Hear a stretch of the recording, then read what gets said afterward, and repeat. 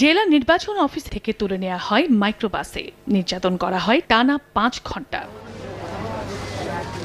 স্বজনদের দাবি, সোমবার দুপুর 12টার দিকে নাটোরের সিংড়া উপজেলার চেয়ারম্যান পদপ্রার্থী হিসেবে আবেদন করতে জেলা নির্বাচন অফিসে যাচ্ছিলেন দেলোয়ার হোসেন। কিন্তু অফিসে ঢোকার আগেই সিংড়া উপজেলা স্বেচ্ছাসেবক লীগের সভাপতি হাসান ইমামের নেতৃত্বে একটি মাইক্রোবাসে তাকে তুলে নিয়ে যাওয়া হয়। এই ঘটনার পরই দেলোয়ারকে খুঁজতে অভিযান শুরু করে পুলিশ। এক পর্যায়ে অপহরণকারীরা গুরুতর আহত অবস্থায় দেলোয়ারকে নিজ বাড়ির সামনে ফেলে রেখে যায়। সেই গাড়িটির মুভমেন্ট আমরা চিহ্নিত করি এবং একটা পর্যায়ে পুলিশের সাঁড়াশি অভিযানের প্রেক্ষিতে যারা ঘটনাটির সাথে জড়িত তারা কিন্তু তাকে ফেলে রেখে চলে যায়। সেখান থেকে তাকে উদ্ধার করে প্রথমে নাটোর সদর ও পরে রাজশাহী মেডিকেল কলেজ হাসপাতালে ভর্তি করা হয়। চেয়ারম্যানের লোকজন বিরোধী প্রার্থী আছে আর না আরেকটা রুবেল ভাই হয়তোবা ওনার নির্দেশে ওনার ছেলেবেলা যায় আটকাইছে।